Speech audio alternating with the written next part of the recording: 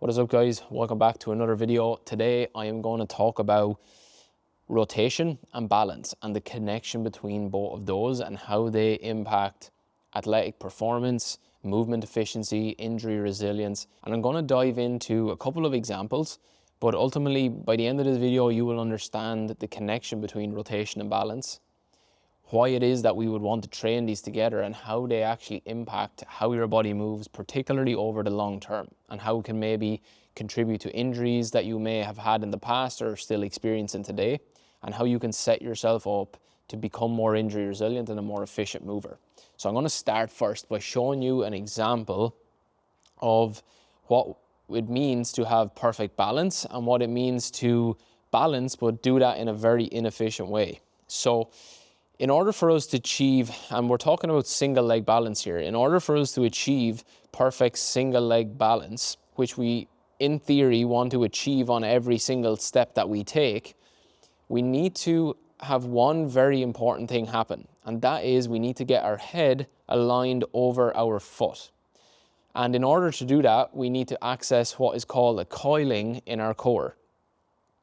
This is based on the theory of the spinal engine theory, which basically states that it's the core and the spine that are the driver of movement and locomotion in the system, and then our distal extremities, our arms and our legs, our hands, our feet, add to the movement that is driven from the core. And if you try this for yourself, if you balance with your head over your foot and feel how that feels, for me this is quite effortless to be here. I'm coiling my core, my head is over my foot, and now I'm in a position where I can move to the other side quite efficiently.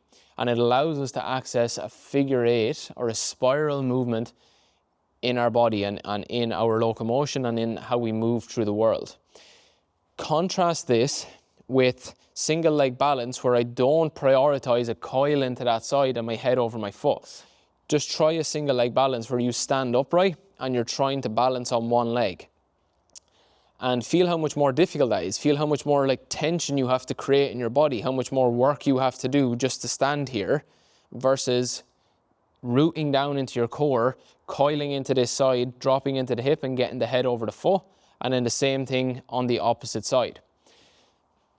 Now put this into movement. If you take that less than optimal, that inefficient approach to movement, and you step one leg forward and now try and balance without your head over your foot, you feel like you want to fall back to this side.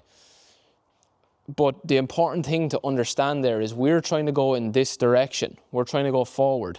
But if I step here and I feel like I want to go this way, that means with every step you take, if you're not getting yourself balanced on this leg, if you're not getting your head on top of that foot, then you're not poised and ready to move forward to the next step.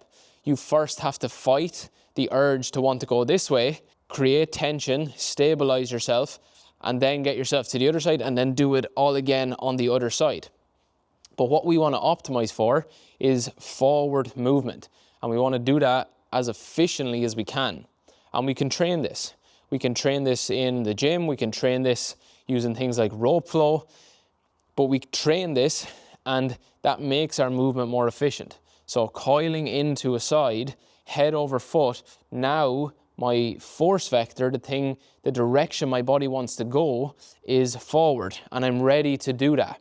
And if we can get our head over our foot and start to drive movement from this spinal engine, from the core, now we're much more integrated. Now we can relax much more, and now we can produce force in a much more efficient way, and in a way that actually feels good for our body.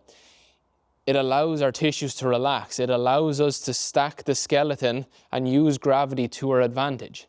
It makes us a much more ready to move mover. If I'm not balanced, I first need to find my balance before I can move forward. But if I'm always balanced, then my body's only priority, its only mission, is to continue moving forward. And this may not seem like a big thing. A lot of us get very obsessed with, I just need to be stronger, I just need to, get more range of motion. And these are core pillars of making an optimal athlete, an ancestral athlete, an efficient mover that is resilient to injury. And this balanced locomotion is something I wish I understood years ago.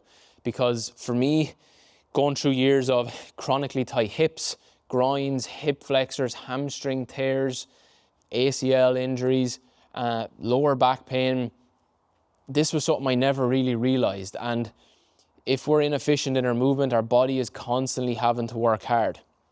So being able to access these positions of balance and do that in an efficient way is absolutely essential. It is the foundation. If we can't achieve that and we layer more strength, more explosiveness, more power on top of these faulty movement foundations, that's where we can lead to injury, where we can lead to overload in our bodies, and it's where our body can start to break down.